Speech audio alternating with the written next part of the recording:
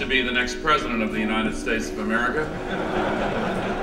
I don't think that's particularly funny.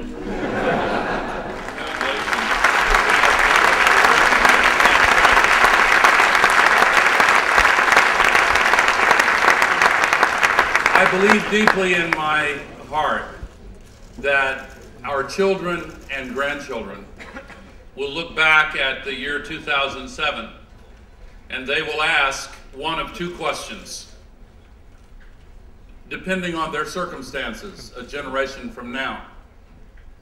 Either they will ask about us at the beginning of the 21st century. What were they doing? What were they thinking? How could they have allowed this catastrophe to happen? Didn't they hear the scientists of the IPCC? Didn't they hear the consensus? Didn't they see the ice melting?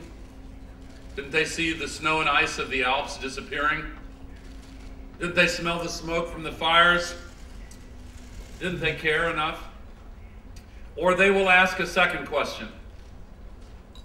I want them to look back at us in the year 2007 and ask, how did they find the moral courage to rise and successfully solve a crisis that so many said was impossible to solve? That is our challenge. But we must open our eyes and open our hearts and open our minds. The way our minds operate, it is often comfortable to us to confuse the unprecedented with the improbable. If something has never happened before, it is usually safe to assume that it's very unlikely to happen in the future. But the relationship between humanity and the ecology of our planet has been radically transformed in less than 1 century. The population of human beings on this earth has been multiplied by 4 in less than 100 years. The power of the technologies we have at our disposal has been multiplied 1,000 times over in less than 50 years. And our thinking has been focused on shorter-term horizons, no longer taking into account the consequences for future generations as much as characterize the thinking of our grandparents. As a consequence, we are now transforming the atmosphere of the entire planet. Every 24 hours, we are putting 70 million tons of global warming pollution into the Earth's atmosphere. This is trapping more of the heat from the sun in the Earth's atmosphere. It is melting the ice. It is warming the oceans. It is making the storms stronger. It is drying the soils. It is causing larger downpours and the floods that result. But simultaneously, by pulling the water out of the soil with the higher temperatures, causing more droughts. When the soils get drier, the vegetation becomes drier, and the landscape becomes more vulnerable to fire on every continent. The largest concentrations of ice in Greenland and West Antarctica are now becoming destabilized, and the melting rate is accelerating. The North Polar ice cap is now beginning to melt much more rapidly. In my slideshow this evening, I will show you brand new data just compiled by the scientists in the immediate aftermath of the equinox just 1 month ago. It shows that in 2007, there was an all-time record melting of the North Polar ice cap.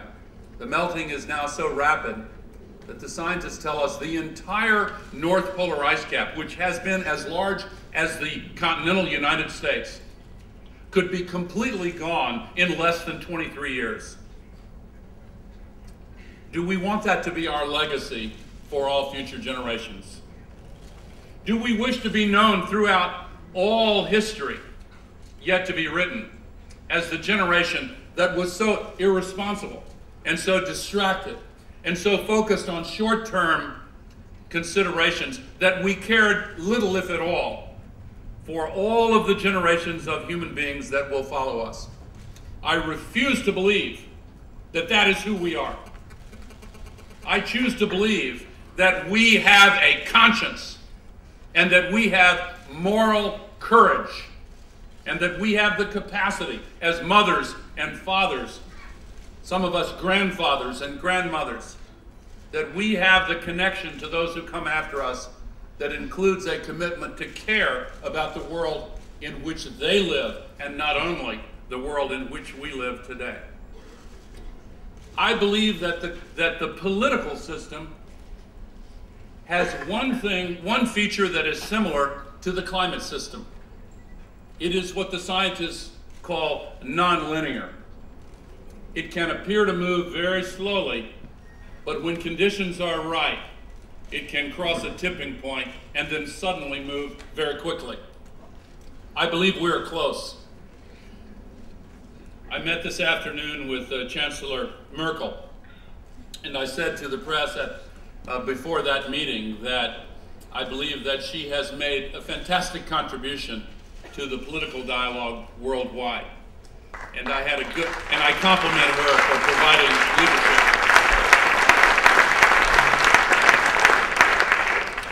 I believe that the heads of state throughout this world should meet at the United Nations in emergency session at the beginning of 2008 to review the results of the negotiations in Bali that will take place during the first 2 weeks of December. I believe the treaty that will be negotiated beginning in Bali must be completed ahead of schedule and go into effect 2 years earlier, in 2010, instead of waiting until 2012, because the two biggest emitters of global warming pollution, my country, the United States, and China, which will soon surpass the United States, are not effectively bound by the Kyoto Treaty as yet. Both will be more likely to join a new treaty, the one that will be negotiated beginning in Bali. That is why I believe the heads of state should meet to review the work of the negotiators this December. And then I believe the heads of state should meet every 3 months in emergency session until the treaty is completed. Our children and our grandchildren depend upon this sense of urgency